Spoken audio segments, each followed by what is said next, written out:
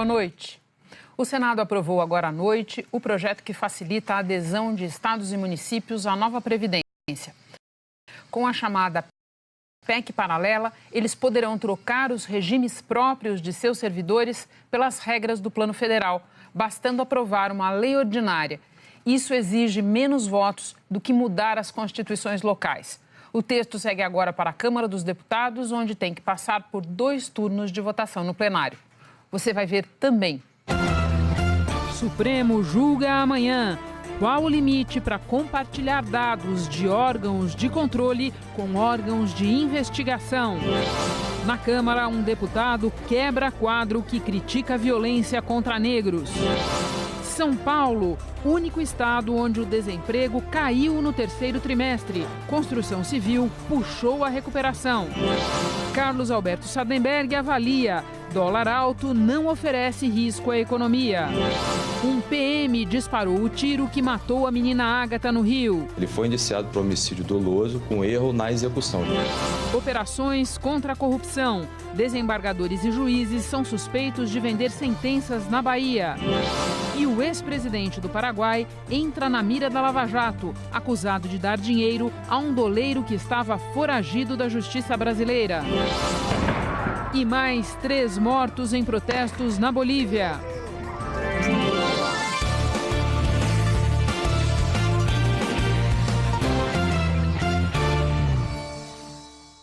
Nós começamos a edição por Brasília, onde foi aprovada agora à noite, em 2 turnos de votação no Senado, a chamada PEC paralela. A proposta de emenda constitucional que facilita a entrada de estados e municípios na reforma da Previdência. O texto agora segue para a Câmara. Quem acompanha esse texto é o repórter Fernando Rego Barros. A gente vai conversar com ele agora. Boa noite, Fernando. A sessão foi bastante extensa e os senadores acabaram aprovando também mudanças no cálculo das aposentadorias. Sim, Renata, a sessão, boa noite a você, boa noite a todos. A sessão tomou toda a tarde e boa parte da noite. Os senadores rejeitaram 2 dos destaques, que são propostas de mudança no texto, e aprovaram 1, depois de um acordo feito em plenário, que muda a forma de calcular as aposentadorias aprovada na reforma da Previdência. O 4º destaque foi retirado da pauta. Depois disso, houve a votação do texto principal em 2º turno e a PEC paralela, que inclui estados e municípios, como você falou, na reforma da Previdência, foi aprovada por 53 votos a 7. A proposta agora segue para a Câmara, onde também será apreciada em 2 turnos. O impacto negativo do acordo, que criou uma nova regra de transição para o cálculo dos valores de aposentadorias, seria de cerca de 20 bilhões de reais em 10 anos. Mas, segundo o líder do governo no Senado, Fernando Bezerra Coelho, se a PEC paralela for aprovada na Câmara como saiu do Senado, o impacto pode ser nulo, porque haverá arrecadação extra com outras medidas aprovadas na proposta. A PEC paralela é neutra do ponto de vista fiscal, mas ela traz a grande conquista, que é termos a inclusão de estados e municípios brasileiros, que vai permitir para estados e municípios um impacto fiscal nos próximos 10 anos de mais 300 bilhões de reais. Fernando, ainda falando do dia aí em Brasília, a gente sabe que existe o pacote anticrime do ministro Sérgio Moro e que existe um outro mais antigo elaborado pelo hoje ministro do Supremo Alexandre de Moraes. Pois bem, hoje os 2 receberão daquele grupo de trabalho da Câmara o relatório final, aquele grupo que analisava os projetos dos 2. É verdade, Renata. O texto foi entregue em momentos diferentes, tá? O ministro Alexandre de Moraes recebeu o projeto pela manhã e à tarde o ministro da Justiça foi ao Congresso e se reuniu com o presidente da Câmara e os deputados do grupo de trabalho. Agora o texto será debatido pelo Congresso. Entre as propostas estão o aumento do tempo máximo de cumprimento de pena e a ampliação da chamada transação penal, quando acusados confessam crimes de menor gravidade em troca de punições mais leves. Mas alguns pontos considerados importantes pelo ministro da Justiça, Sérgio Moro, ficaram de fora, como a previsão de prisão após condenação em segunda instância e o excludente de ilicitude, que impedia a punição de policiais que cometessem excessos em situações de confronto. O presidente da Câmara, Rodrigo Maia, disse que quer colocar a proposta em votação no plenário até o fim do mês. O pacote também tem que ser votado pelo Senado, Renata. Fernando, não dá para encerrar a minha conversa de hoje com você sem mencionar que o espanto do dia foram 2 deputados do PSL e a maneira como eles se manifestaram na véspera das comemorações do Dia da Consciência Negra. Isso, Renata. Atitudes que provocaram protestos no Congresso Nacional. O deputado do PSL, Coronel Tadeu, quebrou um quadro de uma exposição que trazia uma charge do artista Latuf. A ilustração trazia um homem negro caído, morto, ao lado de um policial com uma arma fumegante em punho. Além de quebrar, o deputado pisou no quadro por considerá-lo um atentado contra policiais que preservam vidas. Parlamentares negros protestaram no Salão Verde. O presidente da Câmara, Rodrigo Maia, condenou o ato. Vamos ouvir.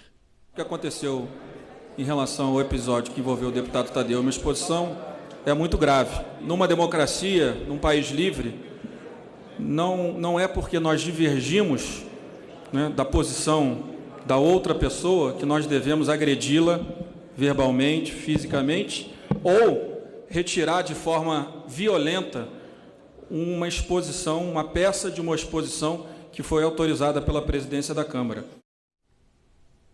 Maia terminou dizendo que uma atitude dessas não é boa para uma casa que deve representar todos os brasileiros. Apesar do alerta do presidente, o deputado Daniel Silveira, do PSL do Rio, ainda saiu em defesa do deputado Coronel Tadeu. Ele defendeu a atitude do colega em discurso no plenário. Daniel Silveira é aquele que quebrou uma placa em homenagem à vereadora Marielle Franco, assassinada no Rio no ano passado. Quando você entra em favelas e se depara com narcotraficantes portando fuzis, 99% são negros. Eu estou falando um fato, eu não estou sendo racista. Eu estou dando uma estatística clara. Basta quem duvida ir até lá e vai ver. São menos brancos. Agora à noite, 4 deputados registraram ocorrência na delegacia por crime de racismo. Renata? Muito obrigada, Fernando. A gente continua em Brasília agora para falar sobre as discussões no Congresso a respeito da prisão após decisões judiciais em segunda instância. Os senadores decidiram analisar um projeto de lei mais simples em vez de tentar votar uma proposta de emenda à Constituição. E esse projeto pode ser votado já amanhã na Comissão de Constituição e Justiça da Casa. Quem tem os detalhes é o repórter Nilson Clava. Nilson, boa noite. Pelo que eu entendi, a ideia é tentar encurtar o processo e também diminuir o risco de que o que for aprovado venha a ser contestado na Justiça. Boa noite, Renata. Boa noite a você, a todos que nos acompanham ao vivo aqui no Jornal da Globo. Exatamente, esse é o objetivo principal. Inclusive, durante a discussão e a aprovação daquela PEC paralela da Previdência lá no plenário do Senado, alguns senadores aproveitaram para discutir ali mesmo no plenário uma nova proposta que tem por objetivo garantir a execução da pena após a condenação em segunda instância. Alguns deles, inclusive, deixaram o plenário para uma reunião no Ministério da Justiça com o ministro Sérgio Moro. Senadores como Antônio Anastasia, Rodrigo Pacheco, também Álvaro Dias e Simone Tebet discutiram ali um texto diferente do que vinha sendo defendido pelo presidente do Senado, Davi Alcolumbre, e voltaram para o plenário com essa nova proposta, uma proposta que colocava ali como objetivo, em vez de mudar a Constituição, mudar o Código de Processo Penal, principalmente o artigo 283, para garantir essa execução da pena após a condenação por tribunal colegiado. Diante da possibilidade de acordo, aquela proposta de emenda à Constituição do senador Oriovisto Guimarães, que estava pautada na CCJ, amanhã será retirada de pauta. E segundo a presidente da CCJ, Simone Tebet, aquele projeto de lei, o novo apresentado hoje, esse sim será analisado. Mas a oposição já mostrou uma certa resistência a esse novo projeto hoje no plenário. É bom a gente lembrar aqui que um projeto de lei tem uma tramitação muito mais simples do que uma emenda na Constituição. Precisa, para ser aprovado, da maioria simples numa votação no plenário do Senado e também de maioria simples em outra votação na Câmara dos Deputados, que já vem discutindo outros projetos com o mesmo intuito lá na Comissão de Constituição e Justiça. Renata. Muito obrigada, Nilson. E agora vamos para o nosso terceiro assunto de hoje em Brasília, porque o Supremo começa a julgar nesta quarta-feira se há necessidade de autorização judicial prévia para que órgãos como Receita Federal e o antigo COAF compartilhem informações sigilosas com o Ministério Público, por exemplo. Hoje, o Procurador-Geral da República enviou aos ministros do Supremo um documento em que ele defende a troca de dados sem autorização judicial. É esse o nosso assunto com a Giovana Teles. Giovana, boa noite. É importante conhecer essa posição do Procurador-Geral porque ela é uma espécie de resumo da posição que ele vai sustentar amanhã no julgamento. Boa noite, Renata. Boa noite a todos. É isso mesmo, Renata. Quase todo dia o Procurador-Geral da República, Augusto Aras, ficou se preparando para a sustentação oral que vai fazer no julgamento de amanhã no STF. Ele saiu da PGR só agora à noite. E é isso que você falou. Aras vai expor basicamente os pontos principais que apresentou hoje num documento a todos os ministros do STF. O PGR diz que restringir o acesso de órgãos de investigação, como as polícias e o Ministério Público, a informações sigilosas de órgãos de controle, como a Receita Federal e o antigo COAF, pode trazer prejuízos não apenas para centenas de processos em andamento, como para a imagem do país. E a gente separou alguns trechos. No documento, Augusto Aras diz que a necessidade de autorização judicial pode enfraquecer o combate à corrupção, porque dessa forma o Brasil iria descumprir padrões internacionais de combate à lavagem de dinheiro e financiamento ao terrorismo e tornar provável a inclusão do Brasil como um país non-compliant das recomendações do GAFI. Que isso, ironicamente, interessa não aos cidadãos titulares do direito ao sigilo, discutido nesses autos, mas sim àqueles que praticam os crimes que mais prejudicam a sociedade brasileira. O PGR diz que as restrições ao compartilhamento de dados sigilosos podem impactar a reputação do Brasil e que esse tipo de sanção pode ter relevância na aferição dos riscos para investimentos no Brasil e para a checagem da credibilidade de seu mercado. Augusto Aras afirma que o acesso às informações compartilhadas por órgãos de controle não significa uma devassa na vida do investigado nem quebra de sigilo. Atinge apenas dados que consistem em indícios da prática de crimes. Todo o restante do sigilo continua preservado, inclusive em face dos órgãos de persecução penal. O procurador-geral reforçou que a restrição ao compartilhamento dessas informações, além de prejudicar a imagem do país junto a organismos internacionais, pode chegar até a sua exclusão do GAFI e de outros grupos internacionais engajados no combate à lavagem, tais como o G20, o Fundo Monetário Internacional e o Banco Mundial. O que vai ser julgado pelo plenário do Supremo é um recurso da PGR contra uma decisão que anulou o compartilhamento detalhado de informações fiscais sobre os donos de um posto de combustíveis no interior de São Paulo, por considerar que houve quebra de sigilo. Em abril do ano passado, os ministros definiram que, quando esse caso fosse julgado, o resultado valeria para todos os outros semelhantes. Em julho deste ano, a defesa do senador Flávio Bolsonaro usou os mesmos argumentos para pedir a suspensão da investigação contra ele da época em que ele era deputado estadual. O presidente do STF, ministro Dias Toffoli, numa decisão provisória, atendeu ao pedido do senador e determinou que informações sigilosas de órgãos de controle só fossem repassadas com autorização da Justiça. No fim de outubro, o ministro solicitou relatórios feitos pela Unidade de Inteligência Financeira, o antigo COAF, de 600 mil contribuintes. Ontem ele revogou a própria decisão. Hoje o ministro Alexandre de Moraes comentou que o debate deve ser acirrado entre os ministros. A expectativa é que o julgamento que começa amanhã termine só na quinta-feira. Renata. Muito obrigada, Giovana. Se você quiser saber um pouco mais sobre esse julgamento, como é que essa história começou, possíveis consequências, eu lembro que tem um episódio do podcast O Assunto sobre ele. Eu falei desse episódio ontem aqui no Jornal da Globo. E tem também um novo episódio que vai estar disponível daqui a pouco, especial sobre o Dia da Consciência Negra. O Assunto é o maior quilombo do país, que fica no nordeste de Goiás. A minha entrevistada é a repórter do G1, Paula Paiva Paulo, que viajou até lá para contar a história dos calungas que vivem há 3 séculos na região. Você ouve esse episódio do podcast e também o do julgamento do Supremo e todos eles no G1 e também nos aplicativos. O presidente Jair Bolsonaro assinou hoje o pedido de desfiliação dele do PSL. Esse litígio se arrasta praticamente desde o início do governo, mas desandou mesmo depois que o presidente da República disse que o presidente do partido, o deputado Luciano Bivar, estava queimado e cobrou uma auditoria nas contas da sigla. No centro dessa disputa está o caixa do PSL. Só de fundo eleitoral, no ano que vem, serão cerca de 200 milhões de reais. Pela lei, Bolsonaro pode ficar sem partido, mas ele diz que vai criar um novo. Para lá iriam os deputados ligados a ele, seria um jeito de esses deputados saírem do PSL sem correr risco de perder o mandato. Ainda falando do presidente Jair Bolsonaro, ele não quis comentar hoje aqueles dados impressionantes sobre o aumento de desmatamento da Amazônia, aumento de quase 30%, divulgados pelo INPE e apresentados pela gente aqui ontem no Jornal da Globo.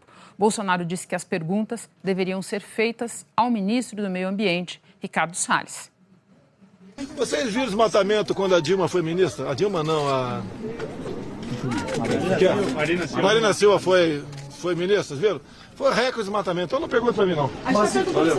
Não pergunta não. Pegou o Ricardo Salles, tá ali, conversa com ele. Hora de a gente falar de economia e quem está aqui conosco para isso é o Carlos Alberto Sardenberg. Sardenberg, boa noite. E aí, Renato, boa noite a todos. Eu sei que o dólar deu uma pequena refluída hoje, mas ontem foi um assunto e ainda está muito na cabeça das pessoas tentar entender se essa alta, Sardenberg, tem significados mais de longo prazo, mais profundos, se elas representam algum problema estrutural. Quero te ouvir sobre isso. Especialmente as pessoas que estão programando viagens de fim de ano, né? Bom, o dólar claramente está no processo de alta, né? Como você disse, hoje deu uma caidinha, mas praticamente nada, ficou estabilizado aí em torno de 4,19, 4,20 é praticamente a mesma coisa. Em 30 dias tem uma alta de 1,65. A questão é, por que isso está ocorrendo? E a resposta é que não são causas estruturais, são fatores assim conjunturais. Por exemplo, entrou muito pouco dólar no leilão do petróleo. Resultado frustrou. Frustrou, o pessoal estava esperando que entrasse mais dólar, todo mundo já estava comprando o dólar mais barato, e aí o que acabou acontecendo, não vieram os dólares, etc. Essa época do fim do ano é a época que as empresas remetem dólares para o exterior, pagamento de juros e dividendos. Muitas empresas brasileiras estão trocando dívida externa por dívida interna, que está baratinha, porque quando a gente olha a estrutura das contas externas brasileiras, Renato, nada sugere uma crise cambial. Começa por aqui. Reservas internacionais, caixa do Banco Central, 370 bilhões de dólares. Tanto que até tem gente no governo discutindo hoje se não é demais. Se não passou do ponto, né? 370 milhões. E, curiosamente, falar em governo, o governo atual deve isto ao presidente do Banco Central, Henrique Meirelles, na época do primeiro governo Lula, que tomou a decisão de começar a construir e acumular as reservas. E a dívida externa do governo é de 74 milhões, quer dizer, então você nota, o governo ele é credor em dólares, ele tem dólares mais do que deve em dólares, e isso é uma posição extremamente confortável, que é exatamente o contrário, por exemplo, da Argentina, que tem falta de dólares. Ainda seguindo, comércio externo brasileiro, as exportações, o saldo diminuiu, mas está em 35 bilhões de dólares, quer dizer, dinheiro que entrou na economia brasileira nesse período até agora de comércio externo. Mais dinheiro entrou ainda de investimentos. Então, por exemplo, investimentos diretos em negócios e tal, 47 bilhões e deve chegar a 70 até o final do ano. E investimento em mercado financeiro. Tem um saldo positivo ali de 2,6 bilhões. Nas últimas semanas, tem saído dinheiro do mercado financeiro. Mas no acumulado do ano, você ainda tem um resultado positivo. Ou seja, não tem uma sangria, não tem fuga de capitais, não tem falta de dólares no mercado. Tem fatores aqui e ali que acabam fazendo com que a cotação... Agora, a previsão, assim, digamos, para um longo prazo, é de uma cotação em torno de R$ 4,00, um pouco acima, um pouco abaixo. Muito obrigada, Sardenberg. Até mais. O ex-presidente do Paraguai e senador vitalício Horácio Cartes entrou na mira da Operação Lava Jato, aqui do Brasil. Ele e outras 20 pessoas foram hoje alvo de uma nova fase da operação. Todos são suspeitos de ajudar o doleiro Dário Messer a fugir e a ocultar patrimônio. Lembrando quem é Messer na Lava Jato. Ele é acusado de lavar dinheiro para o esquema de propina do ex-governador do Rio, Sérgio Cabral. Os investigadores suspeitam que o ex-presidente do Paraguai ajudou Dario Messer enquanto o doleiro esteve foragido da justiça brasileira. No pedido de prisão da Lava Jato, há uma carta que Messer enviou a uma pessoa identificada como patrão, pedindo $500 mil para gastos jurídicos. Os procuradores da Lava Jato afirmam que patrão era o apelido de Horácio Cartes e que a ajuda financeira começou a ser prestada em julho de 2018, quando Cartes ainda era o presidente do Paraguai. O Ministério Público Federal também investiga se Horácio Cartes é sócio oculto de Dario Messer. O nome do ex-presidente paraguaio foi incluído na lista de procurados da Interpol, distribuída em aeroportos do mundo todo. No Rio, a Polícia Federal prendeu a namorada de Messer, Mira Ataíde, a mãe dela e o padrasto. Foi no apartamento da namorada, em São Paulo, que a polícia acabou prendendo o doleiro em julho deste ano. Também na capital paulista, a força-tarefa da Lava Jato prendeu outro alvo ligado a Dario Messer, o uruguaio Nahum Turner, um dos doleiros mais antigos do Brasil. Nahum teria ajudado Messer a trazer dinheiro do Paraguai para o Brasil. Chegando ao prédio da PF em São Paulo, Nahum Turner disse que conhece Dario Messer há 30 anos e afirmou que não sabia porque estava sendo preso. A defesa de Messer não quis se pronunciar. Admira Taide disse que não teve acesso ao inquérito, mas que a prisão dela é ilegal e desnecessária. A Justiça brasileira pediu a cooperação de autoridades paraguaias para que Horácio Cartes possa ser preso no país dele. E na Bahia, a operação da Polícia Federal foi para desarticular um esquema de venda de sentenças judiciais para favorecer a grilagem de terras. 4 pessoas foram presas e desembargadores e juízes foram afastados do cargo. O Superior Tribunal de Justiça afastou por 90 dias os desembargadores Gesivaldo Brito, que é o atual presidente do Tribunal de Justiça da Bahia, José Olegário Monção, Maria da Graça Osório e Maria do Socorro Santiago. Segundo o Ministério Público Federal, eles teriam agido em conjunto com juízes do Estado, empresas e laranjas no esquema de venda de sentenças judiciais para favorecer grileiros de terras no oeste da Bahia. A área que é objeto da grilagem tem mais de 800 mil hectares, quase 10 vezes o tamanho da cidade de Salvador. Essas terras foram compradas décadas atrás por produtores de soja, algodão e milho que lutam na justiça para não perder as propriedades e os investimentos. 4 pessoas foram presas temporariamente. Adailton Maturino e a mulher dele, Gessiane Maturino, sócios de uma holding que se diz controladora das terras, o advogado Márcio Duarte e Antônio Roque Neves, que é secretário da presidência do Tribunal de Justiça da Bahia.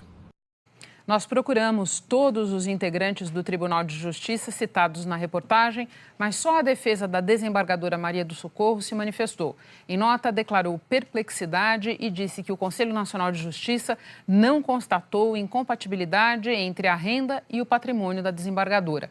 A defesa disse ainda que vai colaborar para esclarecer o caso ao relator no STJ. Já a defesa do advogado Márcio Duarte disse que, de todos os citados no processo, o cliente conhece só a desembargadora Maria do Socorro e que vai adotar as medidas necessárias para provar que ele não tem envolvimento em atividades ilícitas. O TJ da Bahia disse que vai prestar informações sobre os desembargadores e juízes afastados com base nos princípios da Constituição. 60 dias depois da morte de Ágata Félix, no complexo de favelas do Alemão, no Rio, a Polícia Civil encerrou as investigações e concluiu que o tiro que matou a menina de 8 anos partiu de um policial militar. A investigação da Polícia Civil mostrou que não houve tiroteio no local onde Ágata morreu, ao contrário do que afirmou a Polícia Militar na época, e que o policial responsável pelo disparo tentou, na verdade, atingir os ocupantes de uma moto que passou pela área em alta velocidade. A moto passa, os policiais alegam que foi dado o disparo pela motocicleta, nós provamos que não, e eles atiram na motocicleta. O laudo da perícia mostrou que a bala disparada pelo policial militar se fragmentou num poste antes de atingir a Kombi onde Ágata estava. A polícia pediu o indiciamento do cabo da UPP da Fazendinha no Complexo do Alemão por homicídio doloso, por entender que ele assumiu o risco de matar. A identidade do policial não foi revelada. Ele foi afastado do trabalho nas ruas. A Delegacia de Homicídios não pediu a prisão porque considera que ele colaborou com as investigações. Não tem corporativismo, entendeu? O que acontece é que, nesse momento, o Ministério Público ainda não foi para o Ministério Público, não será divulgado o nome do policial. Ele foi indiciado por homicídio doloso com erro na execução. É bom frisar que a intenção era atingir uma determinada pessoa, mas por um erro na execução, ele infelizmente atingiu essa menina. Então aqui também fica os nossos sentimentos para essa família. A Polícia Militar do Rio disse que divulgou a versão do tiroteio no dia da morte de Ágata com base no relato dos policiais. Declarou que colabora com a Delegacia de Homicídios e que também abriu inquérito para investigar a conduta dos PMs. Nos Estados Unidos, a comissão que cuida do inquérito de impeachment de Donald Trump colheu nesta terça-feira o relato de 4 testemunhas. Elas ouviram o telefonema em que Trump teria pressionado o presidente da Ucrânia para que um adversário político dele, Trump, fosse investigado naquele país. Quem vai conversar sobre isso conosco é o Guga Chakra, em Nova York. Boa noite, Guga. Imprópria, incomum, foram adjetivos usados por essas testemunhas para descrever a conversa do Trump. Boa noite, Renata. Boa noite a todos.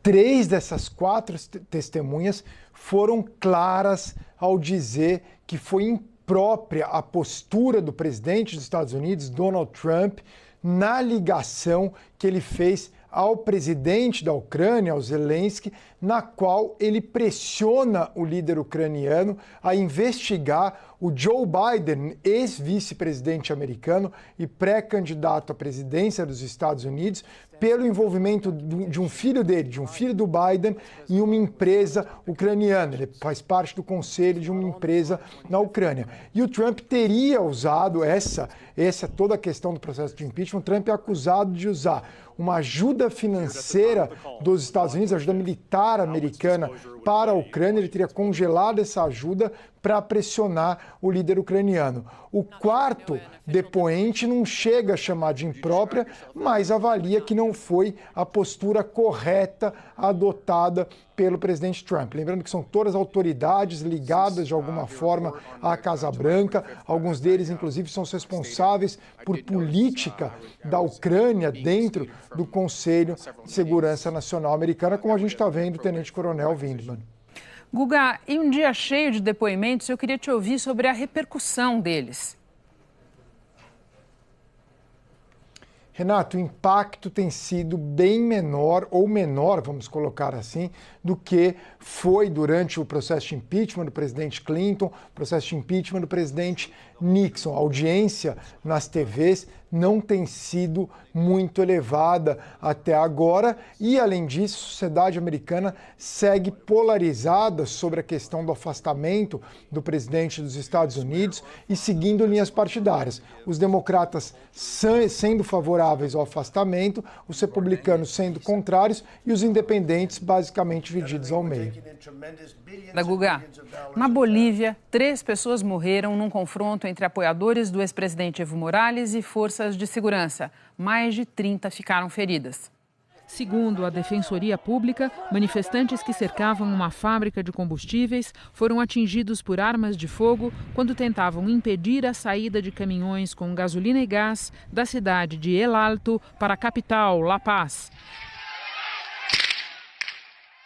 Militares disseram que eles ameaçavam explodir os tanques. A sessão legislativa para discutir a convocação de novas eleições foi transferida para amanhã.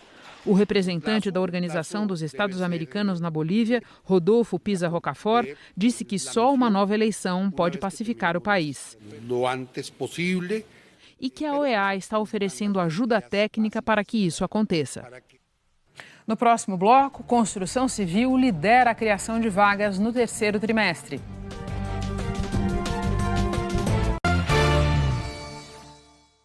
O estado de São Paulo foi o único do país que registrou queda no desemprego no 3º trimestre deste ano em relação ao trimestre anterior. A taxa caiu de 12,8% para 12%, como a gente vê aqui.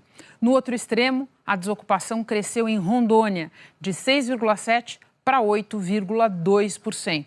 Nos outros estados, o índice ficou estável, segundo o IBGE. Em todo o país, a taxa de desemprego ficou em 11,8%, atingindo aqueles 12 milhões e meio de brasileiros desempregados, que é um número que a gente sabe que não muda muito difícil de mudar. A construção civil foi o setor que mais criou vagas no terceiro trimestre em todo o país, e a maioria delas aqui no estado de São Paulo.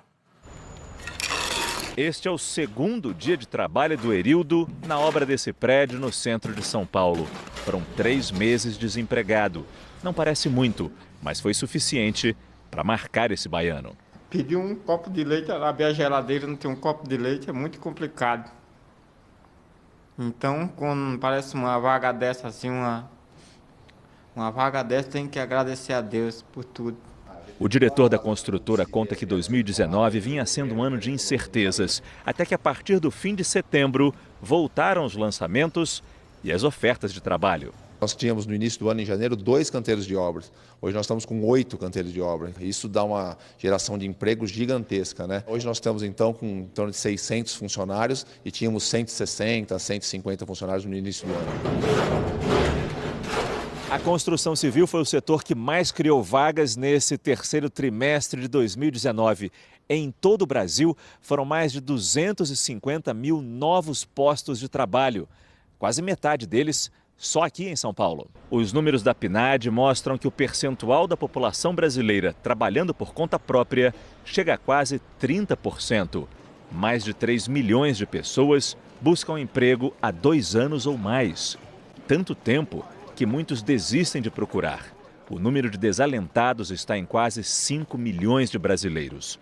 Raimundo não desistiu. Ficou 6 meses vivendo de bico até encontrar uma vaga. Eu fiquei muito aliviado, porque o mercado de trabalho ele tá muito exigente. Aí, com essa oportunidade que a empresa me deu aqui, aí deu para aliviar mais em casa, né? Para este especialista, a partir do ano que vem, a economia terá um crescimento mais consistente se os juros continuarem caindo e se os empresários estiverem mais dispostos a investir. Vai permitir que o país cresça, gere emprego e comece a criar valor agregado, que eu acho que é fundamental para o país criar uma outra dinâmica em termos de competitividade mundial. No Rio é aberta a exposição Múltiplos Singulares. Ela reúne, além de peças inéditas, 50 anos de trabalhos do artista plástico Cildo Meirelles. Quando viu um camelô vendendo barbatanas plásticas para colarinho e alfinetes, pensou: quantos seriam necessários para comprar um prato de comida? Assim surgiu essa obra, de uma faísca criativa do artista, de questionamentos. Por que tudo tem métrica? Cildo Meirelles desconstrói o uso de objetos do cotidiano e não quer se repetir. Te dá a possibilidade de, para cada nova ideia, eu costumo chamar de relâmpago que passa, você pode começar do zero. O ideal é que você começasse do zero numa direção completamente diferente do que você já fez. É claro que isso é utopia. Esta obra sonora, concebida nos anos 70, só poderia se concretizar com a inconfundível voz que ecoava no aeroporto Galeão, de Iris Lettieri. Assim foi feito. Isto está se apagando. Eu só posso dizer que eu estou profundamente grata, profundamente agradecida e emocionada. Ele é um artista que não tem exatamente um estilo. Não segue uma só linguagem por muito tempo. Não escolhe um tipo de material para fazer diferentes obras. Cildo Meirelles resolve suas questões artísticas com o que melhor lhe convém no momento, sempre livre de amarras. Esta instalação, feita há 40 anos, duraria 24 horas não fosse a intervenção da polícia durante a ditadura militar. Nesta, o pedestal que sempre sustenta a escultura em cima é virado de cabeça para baixo. A escultura, portanto, se torna o mundo. Fazer arte é sempre um ato libertário. Hoje eu estava me lembrando de manhã que ditadores, ditaduras, regimes autoritários, ideologias sinistras passam. Ao longo da história são raros ditadores que você se lembra. Mas a cultura continua, ela continuará sempre. Eu até me lembrei de um poema do Mário Quintana, que é assim, eu passarinho, né? Eles passarão. Então eles vão sempre passar, é inevitável. A seguir, a noite de 19 de novembro de 1969.